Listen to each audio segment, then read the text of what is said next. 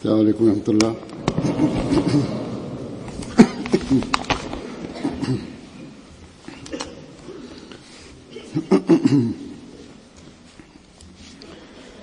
أشهد أن لا إله إلا الله وحده لا شريك له وأشهد أن محمدا عبده ورسوله.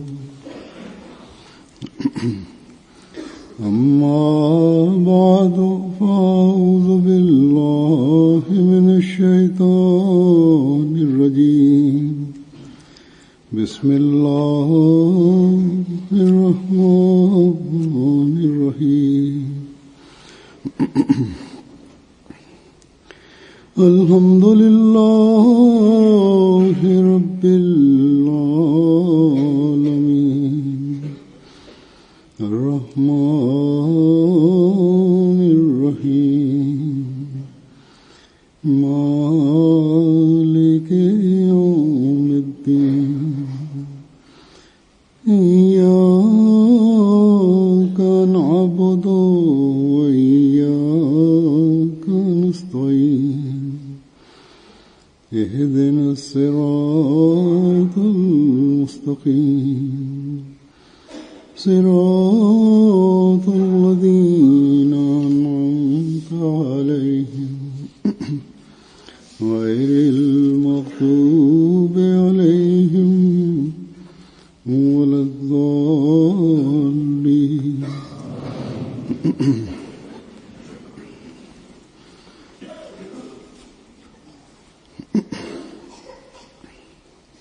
ஹதரத் வாக்களிக்கப்பட்ட மெஸ்ஸி அலைஹிஸ்ஸலாம் அவர்கள் ஒரு நாள் சில நண்பர்களுடன் வெளியே நடக்க சென்றார்கள்.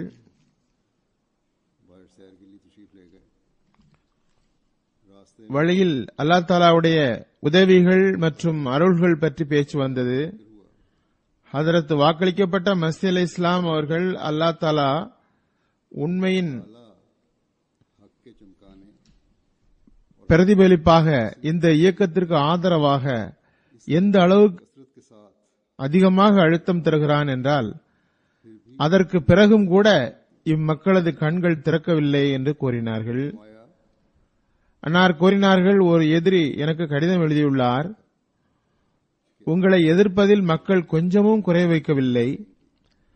ஆனால் ஒரு விஷயத்திற்கு எனக்கு விடை கிடைக்கவில்லை. இவ்வளவு எதிர்ப்புகள் இருந்தும் நீங்கள் ஒவ்வொரு விஷயத்திலும் வெற்றி பெற்றுக் கொண்டே செல்கிறீர்கள். இது அல்லாஹ் தஆலாவுடைய வாக்குறுதியாகும். அதன் விளைவு வெளிப்பட்டது. அப்போது மட்டுமல்ல, இன்று வரை எதிரிகள் தமது ஆவேசத்தை காட்டிக் கொண்டுதான் இருக்கின்றனர். ஆனால் இயக்கம் அல்லாஹின் அருளால் வளர்ந்து கொண்டே இருக்கிறது. உலகில் எந்த பகுதியிலும் எதிரிகள் அஹ்மதிகளை அமுக்கவோ முடிவுக்கு கொண்டு வரவோ முயன்றால் அல்லாஹ் தஆலா அந்த நாடுகளில் அஹ்மதிகளின் தியாகத்தின் தரத்தையும் உயர்த்துகிறான். அதே வேளையில் உலகில் மற்ற இடங்களில் ஜமாத்தின் முன்னேற்றத்திற்கான வழிகளும் திறந்தன. அப்பகுதிகள் நாம் முயற்சி செய்து திறக்க முடியாத இடங்களாகவும் மற்றும் ஒருபோதும் வெற்றியும் பெற முடியாத இடங்களாகவும் இருந்தன. அஹ்மதியத் அல்லாஹ் தஆலா தனது கைகளால் நட்டிய செடி என்பதில் எந்த சந்தேகமும் இல்லை. அல்லாஹ் தஆலாவுடைய வாக்குறுதிக்கு ஏற்ப இது வளர உள்ளது, மலர உள்ளது இன்ஷா அல்லாஹ்.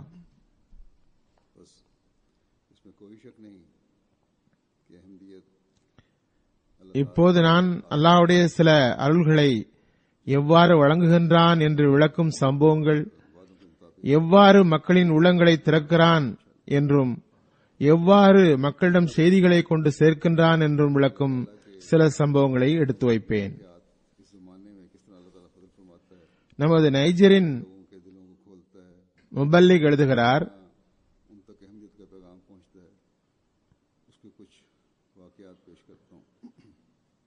ஒரு தப்லீக் பயணத்தின் போது ஒரு சீரற்ற பாதையை பிடித்தோம்.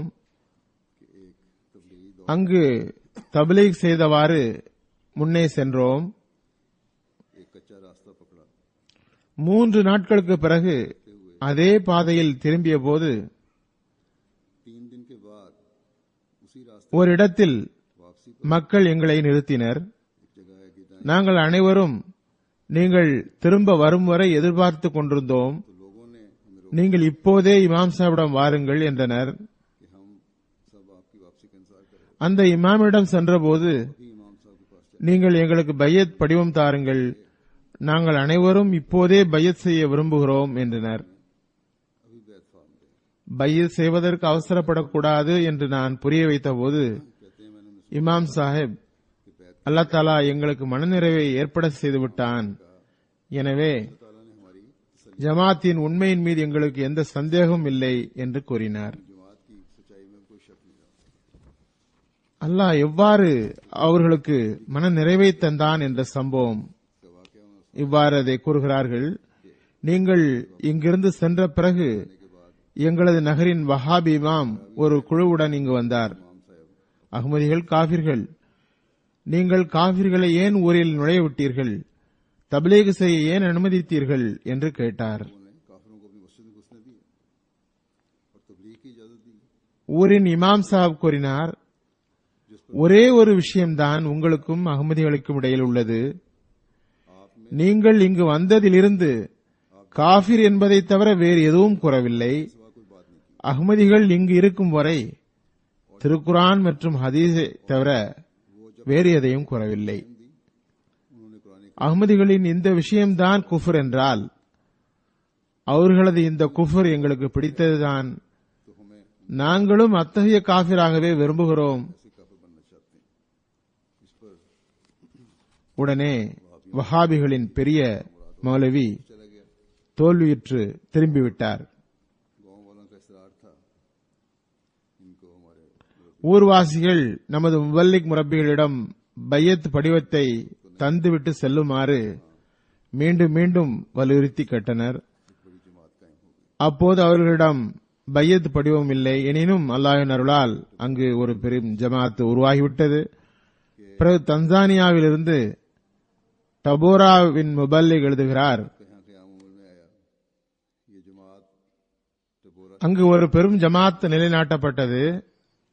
அந்த ஜமாத் டபோரா நகரத்திலிருந்து 35 கிலோமீட்டர் தூரத்தில் உள்ளது.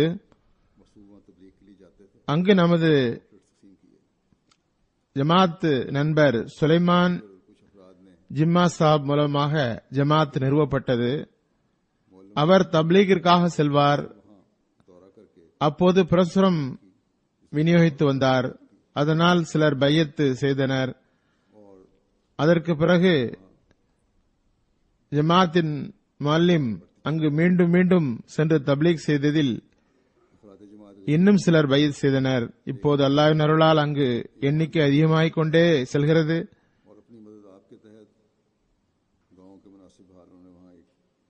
ஜமாத் அன்பர்கள் ஏழைகள், எனினும் ஈமானிய உணர்வில் அவர்களது முயற்சியால் அங்குள்ள சூழ்நிலைக்கு ஏற்ப ஒரு சுமாரான பள்ளி உருவாகியது. அவர்கள் அனைவரும் சந்தா அமைப்பிலும் இணைந்துள்ளனர். இதுபோன்று மாலியின் அமீர் சாப் எழுதுகிறார், ஒரு பிரிவின் பெரிய இமாம் ஆதம் சாஹிப் பையத் செய்தார். அவர் பையத் செய்தவாறு கூறினார், நீண்ட காலமாக ஜமாத்தின் கேசட்டுகள், ரேடியோ ஆகியவற்றை கேட்டுக் கொண்டிருந்தாராம். மாலியில் அல்லாஹ்வின் அருளால் நமது கணிசமான ரேடியோ ஸ்டேஷன்கள் உள்ளன. ஒவ்வொன்றின் வட்டமும் 70-80 கிலோமீட்டர் சுற்றளவு வரை கேட்கும் கணிசமான அளவில் பரவியுள்ளது. பரந்த இடத்தில் இப்படி நடக்கிறது கூறுகிறார். ஆதம் சாஹிப் என்ற அந்த மனிதர் இந்திஜானியா பிரிவின் இமாமாக இருந்தவர். அவரது தந்தையார் அப்பகுதியில் 93 இணை வைப்பவர்களின் ஊரை முஸ்லிம் ஆக்கியிருந்தார்.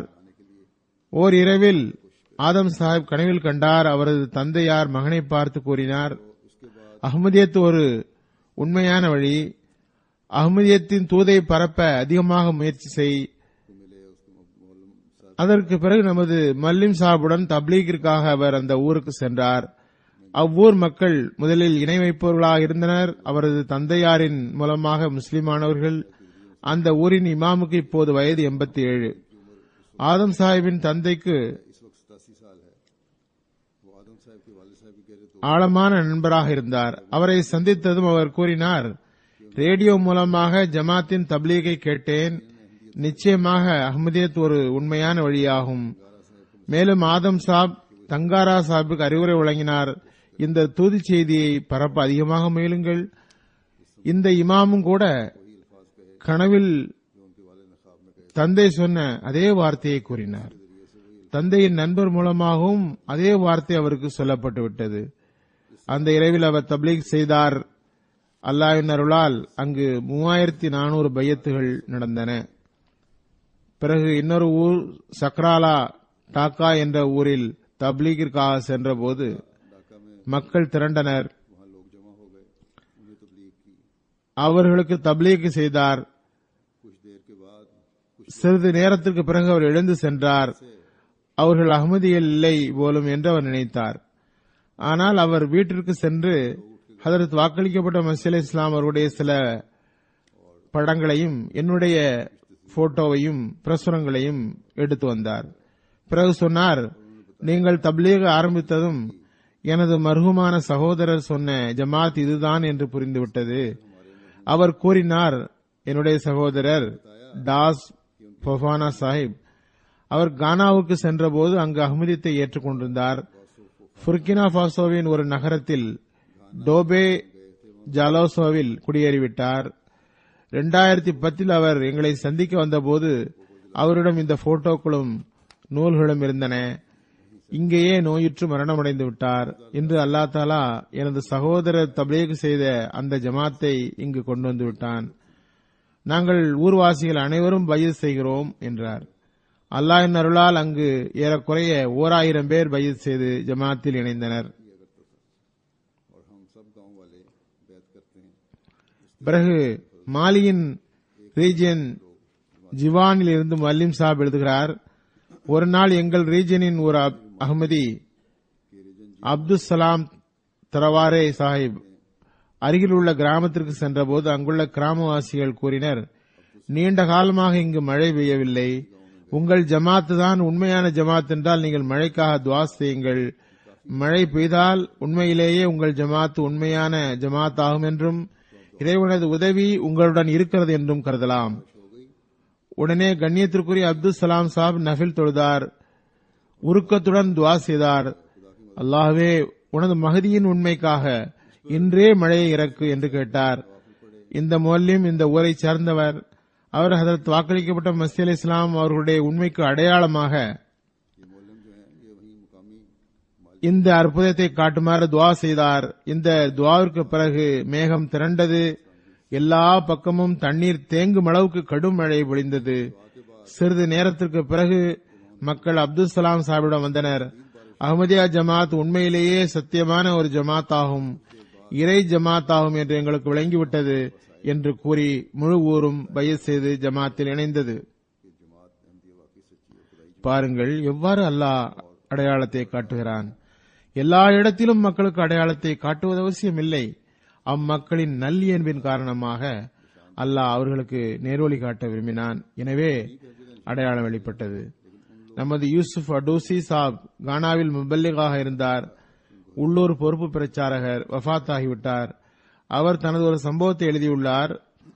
ஓரிடத்தில் நமது தாயில் அல்லாஹ்வின் பக்கம் அழைப்பவர் அப்துல்லா சாஹிபிடம் லாப்வா என்ற இடத்தின் மக்கள் தப்லீகின் போது மழைக்காக துவா செய்யுமாறு கூறினர். உடனே அவர் அறிவித்தார், ஏனெனில் அவர் இமாம் மஹ்தியின் தூது செய்தி அங்கு எடுத்து வைத்துள்ளார். அதனால் அவரது துவா ஏற்கப்பட்டது. இரவில் மழை பெய்தது. அல்லாஹ்வின் அருளால் அப்பகுதியில் நல்ல மழை. அந்த துவா ஒப்புக்கொள்ளப்பட்டதன் அடையாளத்தை பார்த்து அவ்விடத்தின் பெரும் அளவிலான மக்களுக்கு அஹ்மதியத்தை ஏற்கும் வாய்ப்பு கிடைத்தது.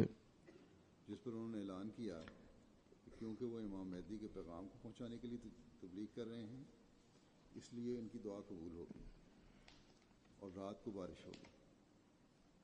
अल्लाह ताला के फजल से उसी रात 1 बजे इस इलाके में मूसलाधार बारिश हुई और इस कबूलियत दुआ के इस निशान को देखते हुए பிறகு ஐவரி கோஸ்டின் அமீர் சாப் எழுதுகிறார், कबूल अहमियत की तौफीक मिली। ஒரு புதிதாக பையத் செய்த பெண்ணான ஃபாத்திமா சாஹிபா கூறுகிறார், कोस्ट के अमीर साहब அகமதியத்தை ஏற்றுக்கொண்ட பிறகு அவருக்கு உண்மையான நிம்மதி கிடைத்தது. फातिमा साहिबा बयान करती हैं அகமதியத் அவருக்கு உண்மையான இஸ்லாத்தை தந்து வெளிச்சமூட்டியது. हकीकी इत्मीनान और राहत இஸ்லாத்தின்படி அமல் செய்வது மிகவும் எளிதாகிவிட்டது. எல்லா பிதத்துகளும் என்னை விட்டு விலகின. ஏனெனில் அஹ்மதியத்தின் போதனையே உண்மையான இஸ்லாமிய போதனையாகும். अहमियत அது எல்லாவிதமான பிதத்துகள், சிக்கல்கள், பிரச்சனைகள் ஆகியவற்றிலிருந்து தூய்மையானது. ये हर किस्म की बिदात, मुश्किलात और पेचीदगियों से அவர் கூறுகிறார், எனது இறுதி மூச்சு உள்ளவரை அஹ்மதியத்தில் நிலைத்து நிற்பேன் என்று உறுதி கூறுகிறேன். बस ये है हकीकत बैत की कि हकीकी इस्लामी இதுவே பையத்தின் உண்மை நிலை. मुंह से बैत करना, ये अहमदी कहलाना कुछ உண்மையான இஸ்லாத்தை மேற்கொள்வதாகும். வாயினால் பையத் செய்வதும் बिदात से அஹ்மதி என்று கூறுவதும் ஒரு பொருட்டே அல்ல. सही इस्लामी எல்லா வகையான பிதத்துகளில் இருந்தும் தப்போது ये नए சரியான இஸ்லாமிய போதனையை से अहमदियत कबूल தம்மிடம் கொண்டு வருவதாகும். पुराने अहमदियों को भी बाज़ दफा उनसे सुस्तियां हो जाती हैं। उनको चाहिए कि इस रूह को अपने अंदर पैदा करें और जारी रखें। இந்த புதிய அகமதிகள் எத்துணை ஜீவனுடன் அகமதியத்தை ஏற்றுக்கொள்கின்றனர். नए आने वाले जो हैं சில வேளை பழைய அகமதிகளிடம் சோம்பல் ஏற்பட்டு விடுகிறது. அவர்களும் இந்த உயிரை தம்மிடம் கொண்டு வர வேண்டும், தொடரச் செய்ய வேண்டும். இல்லையென்றால் புதிதாக வந்தவர்கள் உங்களுக்கு ஆசிரியர் ஆகிவிடலாம். तरक्की हुई नमाजों में ज़ौक़ ஐவரி கோஸ்டின் ஒரு புதிதாக பையத் செய்த நண்பர் எழுதுகிறார், हुई और अहमदियत यानी हकीकी इस्लाम पर अमल करना பையத் செய்த பிறகு அவரது ஆன்மீகத்தில் अहमदियत के इल्म முன்னேற்றம் ஏற்பட்டது. தொழுகையில் ஒரு ரசனையும் ஆர்வமும் ஏற்படத் தொடங்கியது. செயல்நிலைகளும் நன்றாயின. किस तरह इनकी அஹ்மதியத் என்ற உண்மையான இஸ்லாத்தின்படி அமல் செய்வது எளிதாகிவிட்டது. கூறுகிறார், இது தவிர அஹ்மதியத்தின் அறிவுசார் வார்த்தைகள் மூலம் எனது அறிவும் ஞானமும் கூடியது. தூரத்தில் இருக்கிற மக்கள் அஹ்மதியத்தை ஏற்றுக்கொள்கின்றனர். अलग इंचार्ज எவ்வாறு அவர்களிடம் மாற்றம் ஏற்படுகிறது, செயல் மாற்றம் ஏற்படுகிறது, அல்லாஹ்வுடன் அவர்களுக்கு தொடர்பு ஏற்படுகிறது. गांव में मस्जिद का இதனை ஓர் அஹ்மதி பெற முயற்சிக்க வேண்டும். मदद ली जाए।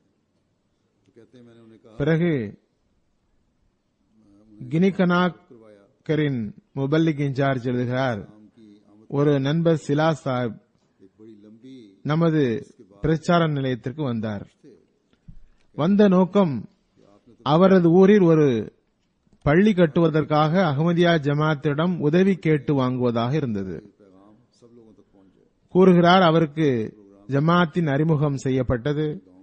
ஹதரத் வாக்களிக்கப்பட்ட மசீஹ் அலைஹிஸ் ஸலாம் அவர்களுடைய வருகையை பற்றி கூறப்பட்டது. நீண்ட அமர்விற்கு பிறகு அவர் மகிழ்ச்சியடைந்தார். கூறினார், நீங்கள் எனது கண்களை திறந்து விட்டீர்கள். दोस्त कहते हैं நீங்கள் எங்கள் ஊருக்கு வர வேண்டும் என்பது எங்கள் விருப்பம். அதன் மூலம் தூது செய்தி எல்லா மக்களிடமும் சென்று சேர வேண்டும். இந்த வகையில் திட்டமிட்ட ஏற்பாட்டின் கீழ் அந்த ஊருக்கு சென்றனர். அல்லாஹ்வின் அருளால் அந்த கிராமம் முழுவதும் அதன் சுற்றுப்புறத்தில் உள்ள 5 கிராமங்கள் பையத் செய்து ஜமாத்தில் இணைந்தனர். இந்த நண்பர் சிலா சாஹிப் கூறுகிறார், रूहानी सुकून मुझे वो मिला है जिसको நான் ஹதரத் வாக்களிக்கப்பட்ட மசீஹ் அலைஹிஸ் ஸலாம் அவர்களிடம் பையத் செய்ததில் இருந்து इनको ओरिजिन என்னிடம் ஒரு ஆன்மீக மாற்றம் ஏற்பட்டது. के அதனை இதற்கு முன்னர் ஒருபோதும் உணர்ந்ததில்லை. यहाँ मस्जिद तामीर हो रही थी। அல்லாஹ்வின் அருளால் அவர் தனது 2 மகன்களை வக்ஃப் செய்துவிட்டார். அதன்படி அவரது ஒரு மகன் இவ்வருடம் ஜாமியா அஹ்மதியா செராலியோனுக்கு செல்வார். அடுத்த மகன் அடுத்த வருடம் செல்வார். கூறுகிறார்கள், எனக்கு இப்போது கிடைத்த இந்த ஆன்மீக அமைதியை பல ஆண்டுகளாக தேடி வந்தேன். இங்குதான் கிடைத்தது. ईसाई पादरी ने कहा कि मैं सवालों பெனினின் ரீஜன் உடைய முபல்லிக் கூறுகிறார், இங்கு நீண்ட காலத்திற்கு முன்னர் பள்ளிவாசல் கட்டப்பட்டது. அங்கு ஒரு கிறிஸ்தவ பாதிரி அவ்விடத்தை கடந்தபோது பள்ளிவாசலின் அழகிய தோற்றம் கண்டு இது யாருடைய பள்ளி என்று கேட்டார். அங்கிருந்த மல்லிம் சஹாக் சாப் கூறினார், அகமதிகளின் மஸ்ஜித் உருவாகியுள்ளது, இங்கு அனைவரும் அகமதிகள் என்று. கிறிஸ்தவ பாதிரி கூறினார், நான் நீண்ட நாளாக சுவாலோ நகரில் இருந்திருக்கிறேன். அங்கு அகமதிகளின் தப்லீகை கேட்க வாய்ப்பு கிடைத்தது. அது சரியான மார்க்கம். நீங்கள் உண்மையான வழியைத்தான் தேர்ந்தெடுத்துள்ளீர்கள். அதனை மிக சிறந்த முறையில் பின்பற்றுங்கள். நமது முபல்லிக் கேட்டார், உங்கள் பார்வையில் இது சரியானது என்றால் நீங்கள் ஏன் இதில் சேர மாட்டீர்கள்?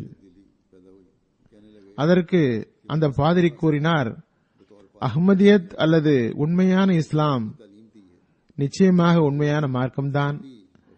நீங்கள் இந்த மார்க்கத்தில் இருங்கள். நான் எந்த இடத்தில் இருக்கிறேனோ அது நிர்பந்தத்திற்காக இருக்கிறேன். ஆனால் உண்மை நீங்கள் வணங்குபவன் தான் என்றார். ஆனால் சிலர் இருக்கின்றார்கள், அவர்களுக்கு உலக பயமும் இல்லை, நிர்பந்தமும் இல்லை. அவர்களின் உளங்களை இறைவன் திறக்கிறான். காங்கோவின் ஒரு கிறிஸ்தவ பாதிரி அஹ்மதியத்தை ஏற்றுக்கொண்டார். அவரிடம் வெளிப்படையாக காணும் அளவுக்கு மாற்றம் ஏற்பட்டது. நான் பல வருடங்கள் பாதிரியாக பணியாற்றியுள்ளேன். மக்களுக்கு மார்க்க போதனை செய்துள்ளேன். மக்களுக்கு மன நிம்மதி, இறை நெருக்கம் பெறும் உணர்வு அஹ்மதியத்தில் தான் கிடைத்துள்ளது. இதற்கு முன்னர் ஒருபோதும் கிடைத்ததில்லை. அஹ்மதியத்தே இப்போது எனக்கு எல்லாம் என்றார். அல் ஜசாயிரில் ஒரு நண்பர் தமது குடும்பத்தில் அஹ்மதியத் நுழைந்தது பற்றி எழுதுகிறார்.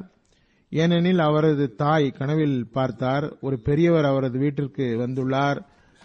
அவரது பிள்ளைகளுக்கு இஸ்லாத்தின் அழகிய போதனைகளை தருகிறார். இதனால் அவரது வீட்டில் நல்ல தாக்கம் ஏற்பட்டுள்ளது. இவ்வீட்டில் இவர் மீது நல்ல பற்று ஏற்பட்டுள்ளது. அவரது தாயார் எழுதுகிறார், இந்த நிலையில் அவரது மகள் ஒரு நாள் தொலைக்காட்சி பார்த்துக் கொண்டிருந்தாள். பல்வேறு ஸ்டேஷன்களை மாற்றிக் கொண்டிருந்த போது திடீரென எம்டிஏவில் சென்று நின்றுவிட்டது.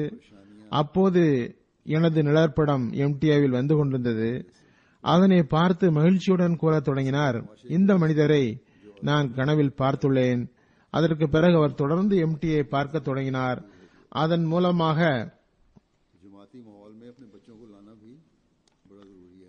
வருவதற்காக இக்காலத்தில் எதிர்பார்க்கப்பட்ட இமாம் மஹதி வந்துவிட்டார்கள் என்று உணர்ந்து கொண்டார். இவ்வாறு அவர் 2013 பையத் செய்து ஜமாத்தில் இணைந்தார்.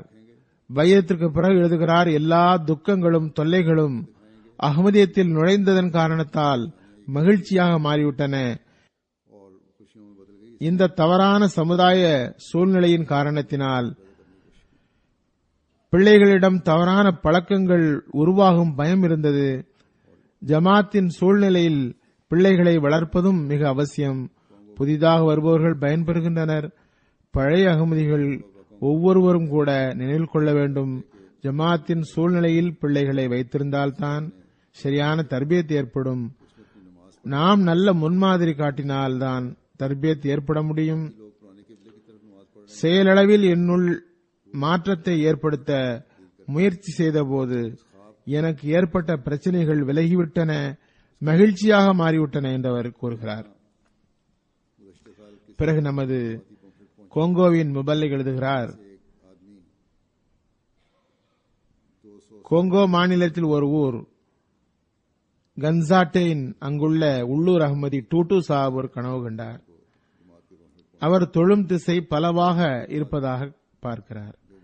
சிலர் பழைய கிபிலாவை நோக்கி தொழுகின்றனர், இன்னும் சிலர் தமது கிபிலாவை வேறு பக்கம் மாற்றிவிட்டனர். இந்த கனவு அவருக்கு புரியவில்லை. அதற்கு பிறகு கூறுகிறார், கடந்த வருடம் பல்வேறு வகையில் ஜமாத் பிரசுரம் வந்து சேர்ந்தது.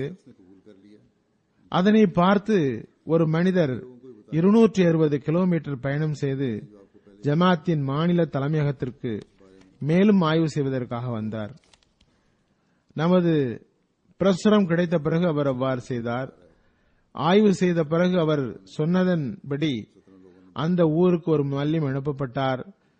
நமது முஅல்லிம் அங்கு சென்று சேர்ந்ததும் உண்மையான இஸ்லாத்தின் தூதி செய்தியை தந்தார். அந்த மனிதர் அதனை ஏற்றுக்கொண்டார். மற்ற மனிதர்களுக்கும் அவர் எடுத்துச் சொன்னார். நான் அது குறித்து ஒரு கனவை கூறினேன். அதில் அஹ்மதியத் என்ற உண்மை இஸ்லாத்தின் தூது செய்தி சுட்டிக்காட்டப்பட்டது. அங்கு மேலும் அதிகமாக 17 பேர் பையத் செய்தனர். அதற்கு பிறகு அங்கு மேலும் பல தப்லீக் கேம்புகளும் மெடிக்கல் கேம்புகளும் போடப்பட்டன. அங்குள்ள ஒரு மருத்துவ மாணவர் ஜமாத்தை ஏற்றுக்கொண்டு மஸ்ஜிதிற்காக தனது ஒரு இடத்தை வழங்கினார். அல்ஹம்துலில்லாஹ், அங்கு ஜமாத் வளர்ந்து கொண்டிருக்கிறது, பையத்துகள் நடந்து கொண்டிருக்கின்றன. கிப்லா மாறுதல் என்பது என்ன விஷயம் என்றால், கிப்லா என்பது அஹ்மதி அல்லாதவர்களுக்கு எதுவோ அதுவே அஹ்மதியர்களுடையதும் ஆகும். கிப்லா மாற்றம் என்பதன் பொருள் வெளிப்படையான கிப்லா அல்ல, வெறும் முகத்தை திருப்பவில்லை. உங்களின் கிப்லாவை மாற்றுவது அவசியம். மாசற்ற தூய்மையுடன் இறைவனை வணங்குவதன் பக்கம் கவனம் ஏற்படுவது அவசியமாகும். இதனை நாம் நினைவில் கொள்ள வேண்டும். இவ்வாறு கிப்லாவை விட்டு வேறு பக்கம் முகம் திருப்பி தொழப்படுவதில்லை. மாறாக நான் இந்த கிப்லாவின் பக்கம் முகம் திருப்பி தொழ காரணம் அல்லாஹ்விற்கு இபாதத் செய்வதை மாசற்ற தூய்மையுடன் செய்ய வேண்டும் என்பதாகும். ஒரே இறைவனின் உண்மையை அறிய முயற்சிக்க வேண்டும். பிறகு கினி கங்காரி என்னுடைய முபல்லிக் இன்சார்ஜ் சாப் எழுதுகிறார்கள், கனாக்கரி கேபிட்டலில் இருந்து 200 கிலோமீட்டர் தூரத்தில் சோமியாவி என்ற ஒரு பெரும் ஊர் உள்ளது. அல்லாஹ்வின் அருளால் இவ்வருடம் தொடர்ந்து தொடர்பு கொண்டதன் காரணமாக முழு ஊரும் பல கிராமங்களும் அஹ்மதியாகிவிட்டனர். கூறுகிறார், இத்தனை பெரிய எண்ணிக்கையை கவனத்தில் கொண்டவாறு முறைப்படி ஒரு ஜமாத்தை நிறுவிட வேண்டும் என்று நான் எண்ணியிருந்தேன். அங்கு நான் சென்றதும் அம்மக்கள் முதலிலேயே எதிர்பார்த்திருந்தனர். அவர்களுள் ஜாமியா மஸ்ஜிதின் இமாமும் இருந்தார். அவர் பையத் செய்து ஜமாத்தில் சேர்ந்து விட்டிருந்தார். நாங்கள் அவரிடம் சொன்னோம், முறைப்படி ஒரு ஜமாத்தை நிலைநாட்ட விரும்புகிறோம். கிராமத்தின் சீஃப் சொன்னார், எங்கள் பொருள் வசதிகள் வாய்ப்புகள் அனைத்தையும் தருகிறோம். இந்த பெரிய மஸ்ஜிதும் இந்த ஊரும் உங்களுடையது. மேலும் கூறினார், நாங்கள் பெரும் மகிழ்ச்சி அடைகிறோம். அஹ்மதியத் என்ற உண்மை இஸ்லாத்தை ஏற்றுக்கொண்டு எங்களுடைய வாழ்நாளிலேயே மிக மிக விலை மதிப்புமிக்க ஒன்றை பெற்றுவிட்டோம். எமது கண்கள் திறந்துவிட்டன. உண்மையான இஸ்லாத்தின் முகம் எங்களுக்கு தென்படுகிறது. கோங்கோவின் அமித்சாப் எழுதுகிறார், ஒரு தூரத்தில் உள்ள பகுதியான லுத்துவிற்கு நமது செய்தி பிரசுரம் மூலம் சென்றது. அதிலிருந்த இமெயில் அட்ரஸை பார்த்து ஜமாத்தின் தலைமையகத்துடன் தொடர்பு கொண்டனர். உடனே உள்ளூர் மௌலவி முஸ்தபா மஹமூத் சாப் அங்கு அனுப்பப்பட்டார். அவர் அங்கு 3 மாதம் தங்கியிருந்து ஜமாத்தின் தூதி செய்தியை வழங்கினார். உயர் அதிகாரிகளை சந்தித்தார். அவர்களிடமும் ஜமாத்தின் தூதி செய்தியை வழங்கினார். சுன்னத்துல் ஜமாத் முஸ்லிம்கள் மற்றும் கிறிஸ்தவர்களுடன் பல மாதங்கள் கேள்வி பதில் நிகழ்ச்சிகள் நடத்தினார். கூறுகிறார், அல்ஹம்துலில்லாஹ்,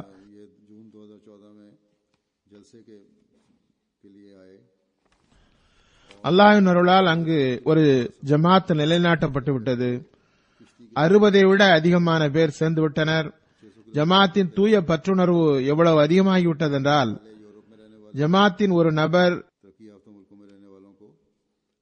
2014 ஜூனில் மாநாட்டிற்காக வந்தார். அவர் 600 கிலோமீட்டர் பயணம் செய்து வந்து கலந்து கொண்டார். ஐரோப்பாவில் வாழ்பவர்கள், முன்னேறிய நாடுகளில் வாழ்பவர்கள் 600 கிலோமீட்டர் பயணத்தை 6 மணி நேரத்தில் கடந்து விடுபவர்களால் இதனை அனுமானிக்க முடியாது. அங்கு பாதையும் இருக்காது, வாகனமும் இருக்காது, கடும் கஷ்டமாகும். இது மட்டுமல்ல, கோங்கோவில் ஆறுகளும் அதிகம். பல இடங்களில் பாதை இருக்காது. ஒரு படகில் பயணம் செய்ய வேண்டியிருக்கும். 300 கிலோமீட்டர் தூரத்தை அவர் படகில் கடந்தார். எஞ்சிய 300 கிலோமீட்டர் பயணம் தரையில் கடக்க வேண்டியிருந்தது. அந்த பயணத்திற்கு அவரிடம் பைசா இருக்கவில்லை. அவரது நண்பர் ஒருவர் சைக்கிளை தந்தார். அது ஒரு உடைந்த சைக்கிள். அதன் மூலம் அவர் மிகுந்த கஷ்டத்துடன் பயணம் செய்தார். ஐரோப்பாவில் வசிக்கின்ற உங்களால் இதனை கற்பனை கூட செய்து பார்க்க முடியாது. மல்லி கூறுகிறார், அந்த சைக்கிளின் நிலைமையை பார்க்கும்போது நினைத்து கூட பார்க்க முடியவில்லை, இத்தகைய ஒரு சைக்கிள் எப்படி அவர் பயணம் செய்தார் என்று. முழுக்க முழுக்க இது அல்லாஹ்வுடைய அருள். புதிதாக பையத் செய்தவர்களின் ஈமான் அல்லாஹ் இவ்வளவு வளர செய்துள்ளான்.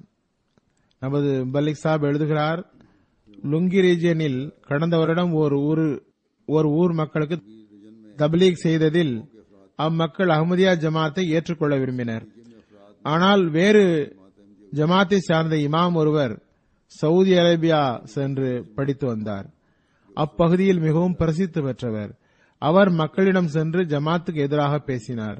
அதனால் அம்மக்கள் பையத் செய்ய மறுத்துவிட்டனர். கூறுகிறார், சிராலியோனில் ஆண்டு மாநாட்டுக்கு அழைப்பு விடுக்கப்பட்டது. அந்த இமாமுக்கும் மாநாட்டில் கலந்து கொள்ள அழைப்பு விடுக்கப்பட்டது. அந்த இமாம் ஆண்டு மாநாட்டில் கலந்து கொண்டார். மாநாட்டின் நிகழ்ச்சிகளை பார்த்துக் கொண்டிருந்தார். ஜலசாவின் 2ஆம் நாள் இரவு அப்பகுதியில் சில மக்களுடன் சேர்ந்து முபல்லிக்கிடம் வந்து கூறினார். எல்லா மக்களின் முன்னிலையில் கூறினார், நான் இறைவன் மீது ஆணையிட்டு கூறுகிறேன், அஹ்மதியா ஜமாத் உண்மையானது. இனி நான் ஒருபோதும் ஜமாத்திற்கு எதிர்ப்பு தெரிவிக்க மாட்டேன். மாறாக பையத் செய்ய விரும்புபவர்கள் பையத் செய்யலாம். எத்தகைய தூய இயல்பும் நல்லியல்பும் கொண்ட ஆலிம்கள்! இவர்கள் மக்களின் ஈமானை புரட்டுபவர்கள் அல்ல. நமது ஹாஃபிஸ் மஹமூது சாஹிப் இத்தாலியை சார்ந்தவர். அவர் கபாபீரின் லைவ் டெலிகாஸ்டாக ஒளிபரப்பக்கூடிய நிகழ்ச்சிகளை பார்த்துவிட்டு, நான் 6 மாதத்திற்கு முன்பே உள்ளத்தால் பையத் செய்துவிட்டேன், இறைவன் அதற்கு சாட்சி. ஆனால் இப்போது வரை பாரத்தை நிரப்பி அனுப்பி வைக்கவில்லை. நான் தன்னந்தனியாக இருக்கிறேன். நான் உண்மையை உணர்ந்து கொண்டதற்காக எனக்கு மகிழ்ச்சிக்கு எல்லையே இல்லை. நான் உண்மையை உணர்ந்து கொண்டேன். இமாம் மஹ்தியின் உண்மைக்கு நானே ஒரு சாட்சி ஆவேன் என்று கூறுகிறார். அது எவ்வாறென்றால், 2008ஆம் ஆண்டில் ஒரு முறை நான் திடீரென்று எம்டியை பார்த்தேன். நாசிக் மன்சூக் பற்றிய உரையாடல் நடந்து கொண்டிருந்தது. அப்போது உங்களை பற்றியோ ஹதரத் இமாம் மஹ்தி பற்றியோ எனக்கு எதுவும் தெரியாது. நிகழ்ச்சி நன்றாக இருந்தது, பார்த்துக் கொண்டே இருந்தேன். அதற்கு பிறகு ஜின்களை பற்றிய உண்மை நிலை குறித்து அல் ஹிவாருல் முபாஷிர் என்ற நிகழ்ச்சி பார்த்தேன். அந்த நிகழ்ச்சி மூலமாகவே நான் ஜமாத்தின் உண்மை நிலையை குறித்து உணர்ந்தேன், ஒப்புக்கொண்டேன். பிறகு அது தொடர்ந்தது. பிறகு 2013இல் 6 மாதங்களுக்கு முன் ஒரு நிகழ்ச்சி பார்த்தேன். ஹதரத் மசீஹின் சிலுவை மரணத்தில் இருந்து விடுதலை மற்றும் அவரது இயற்கை மரணம் குறித்து ஒரு நிகழ்ச்சி பார்த்ததில் எந்த அளவுக்கு எனக்கு மன திருப்தி ஏற்பட்டதென்றால், என்னால் பையத் செய்யாமல் இருக்க முடியவில்லை. இந்த நிகழ்ச்சியின் மூலம் எனது பையத்தை அறிவிக்கிறேன் என்று கூறுகிறார். பிறகு அல் ஜசாயிரில் இருந்து அப்துல் ஹக்கீம் சாப் கூறுகிறார், 1990களில் சிவில் டிஃபென்ஸ் ஸ்குவாடில் சேர்ந்தேன். நாட்டில் இஸ்லாம் மார்க்கத்தின் பெயரால் தீவிரவாதம் பரவிக் கொண்டது. மக்களை கொன்று பொருள்களை சூறையாடிக் கொண்டிருந்தனர். தீவிரவாதிகள் அனைவரின் நிலையும் இதுதான். இஸ்லாத்தின் பெயரால் அவர்கள் வேலை செய்கிறார்கள். கூறுகிறார், நமது வேலை அம்மக்களிடமிருந்து அவர்களின் பொருட்களை காப்பாற்றுவது. நாங்கள் இஸ்லாத்திலிருந்து மிக தூரத்தில் இருந்தோம். நாங்கள் இத்தகைய இதிலிருந்து வெளியேற்றுமாறு அல்லாஹ்விடம் துஆ செய்தோம். எங்களுக்கு மிகவும் வியப்பு என்னவென்றால், ஒரு முஸ்லிம் இன்னொரு முஸ்லிமை கொல்வதை எப்படி யோசிக்க முடிகிறது, அதுவும் ஜிஹாத் மற்றும் இஸ்லாத்தின் பெயரில்? இமாம் மஹ்தி வந்தால் அவரும் இப்படித்தான் கொலை செய்ய உத்தரவிடுவாரா? முஸ்லிம்களை தமது எல்லா வகையான முரண்பாடுகள் மற்றும் கொலை ஃபத்வாக்களுக்கிடையில் எவ்வாறு அவர் தன்னுடைய கையில் ஒன்று சேர்க்கப் போகிறார்? கூறுகிறார், எங்களது பழைய நண்பர் அப்பாஸ் சாப் அப்போது அஹ்மதியாக இருந்தார். எனக்கு தெரியாது. ஒரு முறை அவர் என்னை சந்தித்த போது பல்வேறு விஷயங்கள் குறித்து பேசினார். திருக்குரானின் பல விரிவுரைகளை வழங்கினார். அதனை முதலில் ஒருபோதும் நான் கேட்டதில்லை. அறிவுக்கு சரியாக பொருந்தக்கூடியதாக அது இருந்தது. உள்ளம் அது கேட்டு நிம்மதியடைந்தது. அவர் கூறினார், அல்லாஹ் 1 நூற்றாண்டுக்கு முன்பு இந்தியாவில் இமாம் மஹ்தியை தோன்ற செய்துவிட்டான். அவரை பேனா மற்றும் இறைஞான ஆயுதங்களை தந்து அனுப்பினான். அதன் மூலம் அவர் பெரும் பாதிரிகளை தோற்கடித்தார். இப்போது அஹ்மதியா ஜமாத் அந்த வேலையை செய்து கொண்டிருக்கிறது. இதை கேட்டு அல்லாஹ் எனது துஆவை ஏற்றுக்கொண்டு விட்டான் என்று பட்டது. உடனே அப்போது நான் பையத் படிவத்தை நிரப்பினேன். ஜமாத்தில் இணைந்து விட்டேன். அதற்கு சில நாள் முன்பு ஒரு கனவில் பார்த்தேன். நான் இருள் நிறைந்த மைதானத்தில் இரவில் சென்று கொண்டிருந்தேன். ஒரு பெரியவர் தென்படுகிறார். எனது கையை பிடித்து அழைத்துச் செல்கிறார். ஒரு கடற்கரையை அடைகிறோம். அங்கு ஒரு கப்பல் நிற்கிறது. பிறகு இன்னொரு மனிதன் நிற்கிறார்.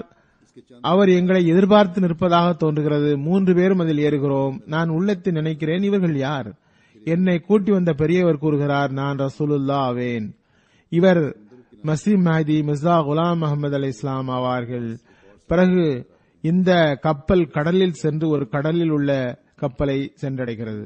இருவரும் என்னை பார்த்து, இந்த கப்பலில் ஏறிவிடு, இந்த கப்பலில் இருப்பவர்களுடன் சேர்ந்து கொள், அவர்கள்தான் உனது உண்மையான குடும்பத்தவர்கள்.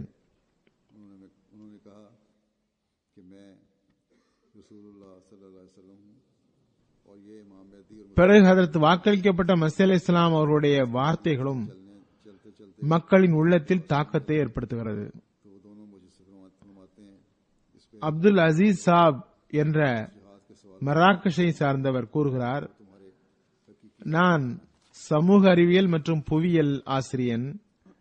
எனக்கு இறைவன் பெரும் நியமத்துகளை வழங்கியிருந்தும் கூட நான் நஃப்ஸின் இருள்களில் இருந்தேன், பாவத்தில் வீழ்ந்து வந்தேன். எனக்கு இறைவன் பையத்திற்கு தௌஃபீக் தந்துவிட்டான். நான் ஹதரத் வாக்களிக்கப்பட்ட மஸீஹ் அலைஹிஸ்ஸலாம் அவருடைய நூல்களை வாசிக்க தொடங்கினேன். எனது காயங்களுக்கான மருந்தும் ஆன்மாவின் சிகிச்சையும் அதுதான் என்று உணர்ந்தேன். எனக்கு உள தூய்மை பற்றியும் கவலை எழுந்தது. இறைவன் என்னை உண்மையாளர்களோடு எழுத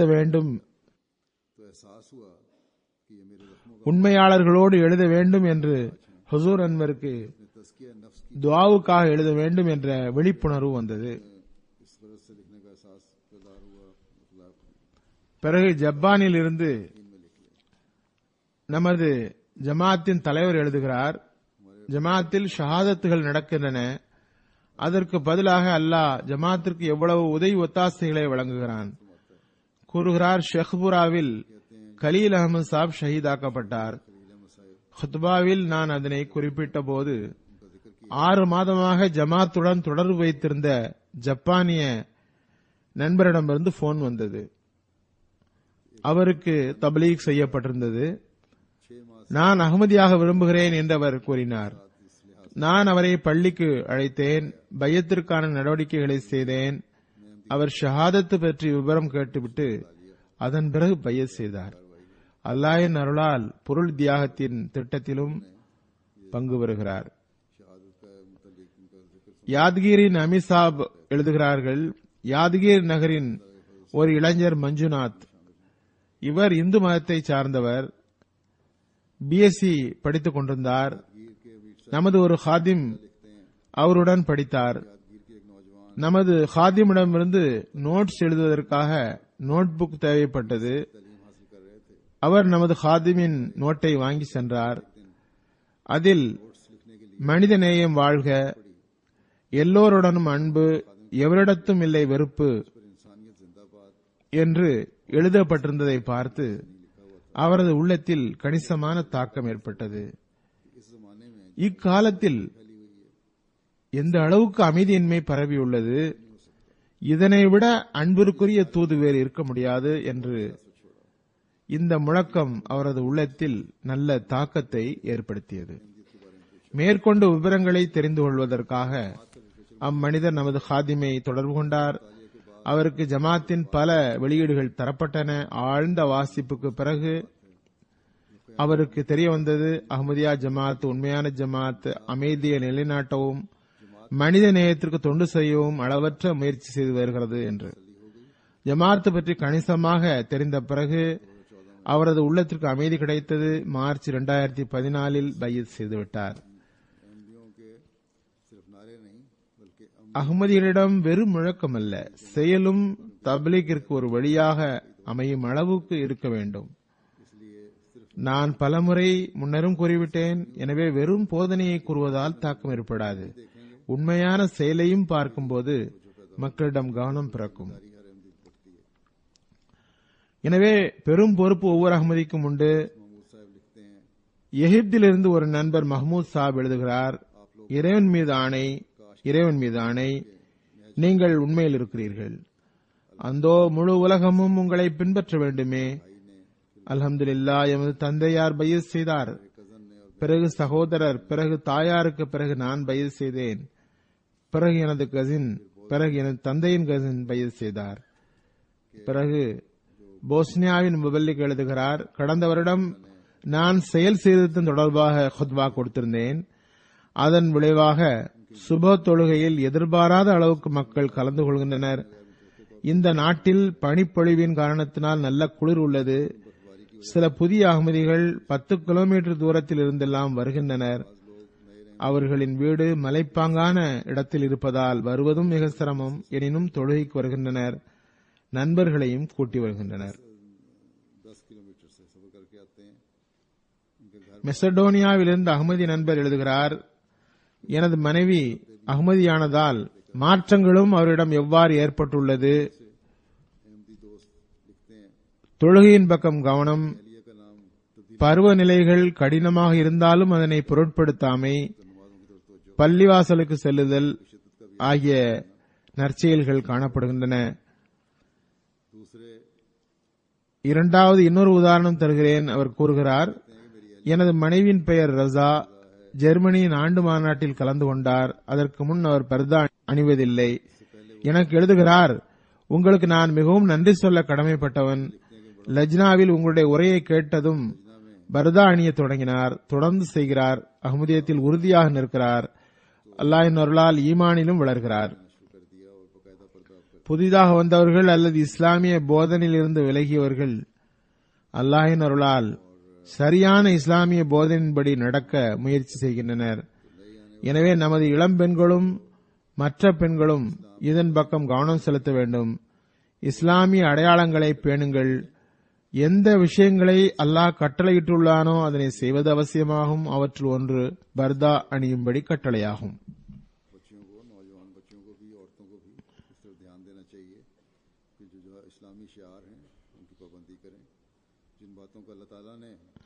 எவ்வாறு இருப்பினும் எண்ணற்ற சம்பவங்களிலிருந்து சில சம்பவங்களை எடுத்துள்ளேன். இவற்றை எப்போதும் அறிக்கைகளில் பார்க்கிறேன். எவ்வாறு அல்லாஹ் தனது அடையாளங்களை காட்டுகிறான், எவ்வாறு மக்களுக்கு கனவுகள் மூலம் வழிகாட்டுகிறான், எவ்வாறு எதிரிகளின் எதிர்ப்புகள் கூட ஹதரத் வாக்களிக்கப்பட்ட மஸீஹ் அலைஹிஸ்ஸலாம் அவர்கள் மீது நல்லியல்பு கொண்ட மக்களின் உள்ளங்களை திருப்புகின்றன. எவ்வாறு கிறிஸ்தவ பாதிரி கூட இஸ்லாத்தின் ஒருமைத்தன்மையை ஒப்புக்கொள்கிறார். எவ்வாறு அறிவு ஞானத்தில் மக்கள் ஹதரத் வாக்களிக்கப்பட்ட மஸீஹ் அலைஹிஸ்ஸலாம் அவர்களை ஏற்றுக்கொண்டவாறு முன்னேறுகின்றனர். எவ்வாறு தமது செயல்நிலையில் வளர்ச்சியின் கவனம் ஏற்படுகிறது. இந்த அனைத்து விஷயங்களும் ஏதாவது ஒரு மனிதரின் முயற்சியின் விளைவா? இல்லை, மாறாக இவை அனைத்தும் ஹதரத் வாக்களிக்கப்பட்ட மஸீஹ் அலைஹிஸ்ஸலாம் அவர்கள் சார்பாக இறைவனது உதவி ஒத்தாசைகளை எடுத்து வைக்கிறது. ஹதரத் வாக்களிக்கப்பட்ட மஸீஹ் அலைஹிஸ்ஸலாம் அவர்களுடைய உண்மைக்கான நிரூபணங்களாகும் இவை. ஹதரத் நபிகள் நாயகம் ஸல்லல்லாஹு அலைஹி வஸல்லம் அவர்களுடைய முன்னறிவிப்புக்கு ஏற்ப கடைசி காலத்தின் இமாம் வந்தார். அவரது உண்மையை நிரூபித்து காட்டி பெருமானார் ஸல்லல்லாஹு அலைஹி வஸல்லம் அவர்கள் கொண்டு வந்த மார்க்கத்தின் மேன்மையையும் நிரூபிக்கின்றன. அல்லாஹ் உண்மையான மார்க்கத்தை தேடுபவர்களுக்கு வழிகாட்டல் வழங்கி இறை இருப்பிற்கான புரிந்துணர்வை வழங்குகின்றான். இறைவன் எங்கே, இறைவன் இருக்கிறானா இல்லையா என்று மக்கள் கேட்கின்றனர். நல்லியல்பு கொண்டவர்கள் இறைவன் இருக்கின்றான் என்று காட்டுகின்றனர். ஆனால் பரிதாபம், முஸ்லிம் என்று வாதம் செய்தும் கூட பெருமானார் ஸல்லல்லாஹு அலைஹி வஸல்லம் அவர்களுடைய முன்னறிவிப்பின் மீது ஈமான் கொள்வதில்லை. தமது பெயர் தாங்கி ஆலிம்களின் பேச்சை கேட்டு உண்மையை ஒப்புக்கொள்வதை மறுக்கின்றனர். ஒரு கிறிஸ்தவர், ஒரு மார்க்கமற்றவர், ஒரு ஹிந்து ஆகியோருக்கு இந்த அடையாளங்கள் இஸ்லாத்தின் உண்மைக்கும் பெருமானார் ஸல்லல்லாஹு அலைஹி வஸல்லம் அவர்கள் கடைசி நபி என்பதற்கும் ஆதாரங்களாகும் என்று புரிந்து கொள்ள முடிகிறது. ஆனால் முஸ்லிமாக இருந்து கொண்டு இறைவனிடம் வழிகாட்டல் கேட்பதை விட்டு இந்த ஆலிம்களிடம் பெரும்பாலார் வழி கேட்கின்றனர். அவர்களை பற்றி பெருமானார் ஸல்லல்லாஹு அலைஹி வஸல்லம் இக்காலத்தின் எல்லா குழப்பங்களின் வேறு இவர்கள்தான் என்று கூறியிருக்கிறார்கள். ஆகவே நாம் புதிதாக வந்தவர்களின் சம்பவங்களை கேட்டு நமது ஈமானின் முன்னேற்றத்திற்கு துவா செய்யும் இடத்து முஸ்லிம் உம்மத்திற்காகவும் துவா செய்ய வேண்டும். அல்லாஹ் அவர்களுக்கு அறிவை தருவானாக. அவர்கள் இக்காலத்தின் இமாமை ஏற்றுக்கொண்டு உலகையும் மறுமையும் சுதாரிப்பவர்கள் ஆவார்களாக. இப்போது முஸ்லிம் உலகின் நிலை கருணை காட்டத்தக்கது. தலைவர்கள் மக்கள் மீது அநீதி இழைக்கின்றனர். மக்கள் நீதியின் வழிகாட்டல் கிடைக்காத காரணத்தால் தலைவர்களுக்கு எதிராக சண்டையிடுகின்றனர். ஒவ்வொரு சுயநலமிகளும் தலைவர்களாகி தமக்கென்று ஒரு கூட்டத்தை ஏற்படுத்திக் கொண்டு அமர்ந்துள்ளனர். பல்வேறு பிரிவுகள் ஒருவர் மற்றவரின் கழுத்தை வெட்ட முயன்று கொண்டிருக்கின்றனர். முதலில் சியாசன்னி பிரச்சனைகள் இருந்தன. அரசுகள் அமைதியை நிலைநாட்ட முயன்றன. தற்போது அரசுகளும் சேர்ந்து பிரிவினைவாத சண்டைகளில் ஈடுபடுகின்றன. ஈராக், சிரியா, லிபியாவின் நிலை மிகவும் மோசமாகிவிட்டது. சவுதி அரேபியா யமனுக்கு உதவிக்கு சென்று நிலைமையை மோசமாக்கிவிட்டது. சவுதி அரேபியா யமனுக்கு உதவி செய்யும் சாக்கில் ஈடுபட்டு பிறகு மற்ற நாடுகளும் தலையிட்டு அந்த நிலையும் மிக மிக மோசமாகிவிட்டது. இது எங்கு சென்று முடியுமோ தெரியவில்லை. இந்த சண்டை பரவுவதற்கான மிகப்பெரிய ஆபத்து உள்ளது. தீய சக்திகள் எந்த அளவுக்கு முஸ்லிம்களை பலவீனப்படுத்த விரும்புகின்றனவோ அதில் வெற்றி பெற்று வருகின்றனர். முதலில் நேரடியாக தாக்குதல் நடத்தின. இப்போது நேரடியாக சண்டையிடாமல் ஒருவருக்கொருவர் சண்டை போட வைத்து தமது நோக்கத்தை அடைந்து கொண்டிருக்கின்றனர். முஸ்லிம் உம்மத்திற்கு என்ன செய்கிறார்கள் என்று புரியவில்லை. இதன் காரணங்கள் என்ன? என்ன விளைவுகள் ஏற்படும் என்று அவர்கள் யோசிப்பதில்லை. ஏன் இந்த கடைசி நபியை ஏற்றுக்கொண்டவர்களிடம் இந்த குழப்பங்கள், கிளர்ச்சிகள்? வளர்ச்சியின் முகட்டை அடைந்த பிறகு வீழ்ச்சியின் பட்டணத்தில் கிட்டத்தட்ட எல்லா முஸ்லிம் நாடுகளும் விழுகின்றனவே ஏன் என்று யோசிப்பதில்லை. இந்த வீழ்ச்சியில் இருந்து தப்பவும் முன்னேற்றத்தின் இலக்கிற்கும் செல்வதற்கும் ஒரே வழிதான். அது இறைவன் கூறியது. பின்னவர்களை முன்னோர்களோடு இணைக்கின்ற அந்த மசி மவுதை நம்புங்கள்.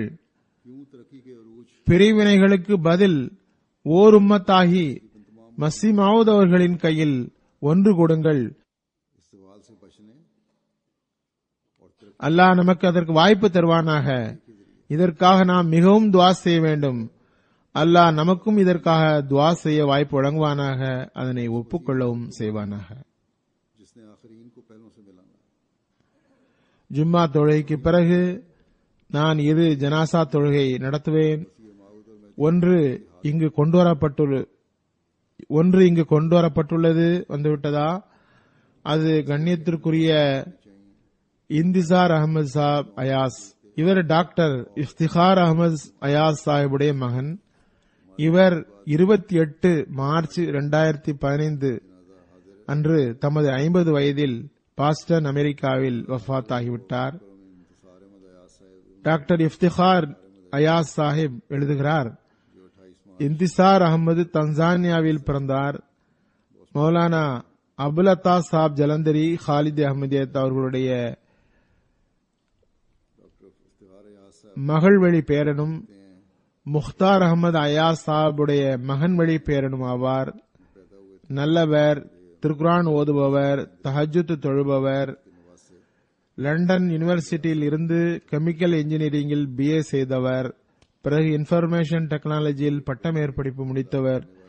ஜமாத் அமைப்புக்கும் கிலாஃபத் அமைப்புக்கும் கட்டுப்பட்டவர்.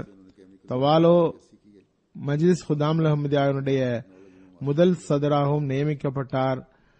லண்டனின் அத்ஃபாலுல் அஹ்மதியா துறையின் தலைமை மோத்தமிதாகவும் பிறகு மஜ்லிஸின் காயிதாகவும் இருந்தார். நீண்ட காலம் உள்ளூர் ஜமாத்தின் செக்ரட்டரி மாலாக இருந்தார். நல்ல ஆர்வமுள்ள இறைவன்பால் அழைப்போரும் ஆவார். அவர் மூலம் பையத்துகளும் நடந்துள்ளன. சந்தாக்களை வழங்குவதில் நல்ல பேணுதல் கொண்டவர். கடந்த 3 வருடமாக மேற்பயிற்சி பெறுவதற்காக அமெரிக்காவில் தங்கியிருந்தார். அங்கு கடும் நோயுற்றார். அவரது லங்ஸ் பாதிக்கப்பட்டுள்ளதாகவும் லிவர் பாதிக்கப்பட்டிருப்பதாகவும் டாக்டர்கள் கூறினர். எவ்வாறு இருப்பினும் நல்ல மனிதராகவும் சகோதரராகவும் ஒரு நல்ல தந்தையாகவும் இருந்தார். மகனின் தர்பியத்து குறித்தும் அவருக்கு கவனம் இருந்தது. இவரது நினைவாக பெற்றோர் மற்றும் சகோதரிகள் தவிர மனைவி ரஸியா சாஹிபா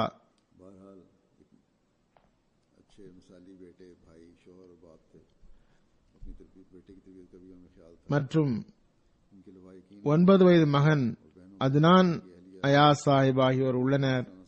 அத்தால் முஜீத் சாப் அவர்களுடைய சகோதரி மகன்.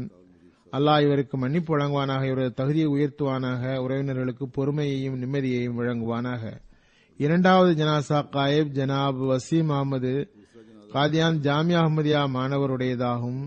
25 மார்ச் 2015 அன்று பியாஸ் நதியில் மூழ்கி இறந்து விட்டார். இன்னா லில்லாஹி வ இன்னா இலைஹி ராஜிஊன். 4 நாட்கள் தொடர்ந்து தேடுதலுக்கு பிறகு மூழ்கிய இடத்திலிருந்து 2 கிலோமீட்டர் தூரத்தில் உடல் தலைகுப்புற கிடந்த நிலையில் கிடைத்தது. மர்ஹூமின் உடலில் எந்த அடையாளமும் இல்லை. உடல் ஊதி பெருக்கவும் இல்லை, மேலும் எவ்வித துர்நாற்றமும் இல்லை. போஸ்ட்மார்ட்டம் மற்றும் சட்டபூர்வமான நடவடிக்கைகளுக்கு பிறகு ஆம்புலன்ஸ் மூலமாக உடல் காதியான் கொண்டுவரப்பட்டது. அங்கு லுகர் தொழுகைக்கு முன் 2 நாட்களுக்கு முன் ஜனாசா தொழ வைக்கப்பட்டு ஃபெஸ்தி மக்பராவில் நல்லடக்கம் செய்யப்பட்டது. மர்ஹூம் 23 ஆகஸ்ட் 1995 பிறந்தார். தெலுங்கானா மாநிலத்தை சார்ந்தவர். பிறப்பு அஹ்மதி. இவரது பாட்டனார் தேஷி பாஷா அவர்களுக்கு 2வது ஹலீஃபாவின் காலத்தில் ஹதரத் வாக்களிக்கப்பட்ட மஸீஹ் அலைஹிஸ் ஸலாம் அவர்களுடைய சஹாபி சேட் ஹசன் அகமது மூலமாக அஹ்மதியத்தை ஏற்கும் வாய்ப்பு கிடைத்தது. மர்ஹூம் வசீம் அகமது 2013 காதியானில் கல்வி கற்பதற்காக வக்ஃபு செய்து வந்தார். அல்லாஹ்வின் அருளால் நல்ல படிக்கக்கூடியவர், விவரமான பையன்களுள் ஒருவராக இருந்தார். நல்ல இயல்பு, மார்க்க உணர்வுள்ளவர். கோடை விடுமுறைக்காக வீட்டிற்கு சென்றபோது அஹ்மதி அல்லாத பையன்களுடன் இவர் சேர்ந்து பழகி வந்தார். தாயார் மிகவும் சங்கடத்துக்கு ஆளாகிவிட்டார். இவரது நண்பர்கள் இவரை குழப்பிவிடக்கூடாதே என்று. உடனே வசீம் அகமது தனது தாயாரிடம் கூறினார், நான் காதியானில் ஒருவரிடம் கல்வி பயின்று வந்துள்ளேன். நான் எனது அஹ்மதி அல்லாத நண்பர்களிடம் ஜமாத்தை பற்றி எடுத்துக் கூறி வருகிறேன். எனது வயதை சார்ந்தவர்களாக இருப்பதனால் எனது பேச்சை அவர்கள் கேட்கின்றார்கள். அவர்களுக்கும் அஹ்மதியத்து கிடைக்க துஆ செய்யுங்கள். உடன் படிப்பவர்கள் கூறுகின்றார்கள், தஹஜ்ஜுதுக்காக எழுப்ப செல்லும் போதெல்லாம் ஏற்கனவே அவர் தஹஜ்ஜுத் தொழுவதை கண்டோம். புன்னகைத்தவாறு பேசுவார். மர்ஹூம் தனக்கு பின்னால் அமத்துல் ஹபீஸ் சாஹிபா என்ற தாயாரையும் பெற்று விட்டு சென்றுள்ளார். இவர் மிகவும் வயதானவர், அதிக நோயுற்றும் இருக்கிறார். மேலும் சகோதரர்களையும் விட்டு சென்றுள்ளார். அதில் ஒருவர் வாழ்வை அர்ப்பணித்தவர், மல்லிமாக இருக்கிறார். 2 சகோதரிகள் உள்ளனர். அல்லாஹ் மர்ஹூமின் தகுதியை உயர்த்துவானாக, அவரது தாயாருக்கும் பொறுமையையும் தைரியத்தையும் வழங்குவானாக.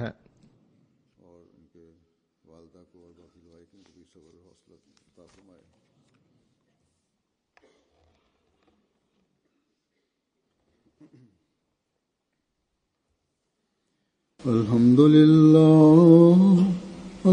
لله نحمده ونستعينه ونستغفره ونؤمن به ونتوكل عليه ونعوذ بالله من شرور أنفسنا ومن سيئات أعمالنا من يهده الله فلا مضل له ومن يضلل فلا هادي له ونشهد أن لا إله إلا الله ونشهد أن محمدا عبده ورسوله عباد الله رحمكم الله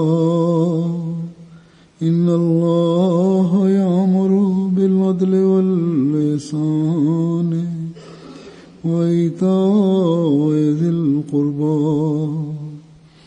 وينهى عن الفحشاء والمنكر والبغي يعظكم لعلكم تذكرون اذكروا الله يذكركم وادعوه يستجب لكم ولذكر الله أكبر.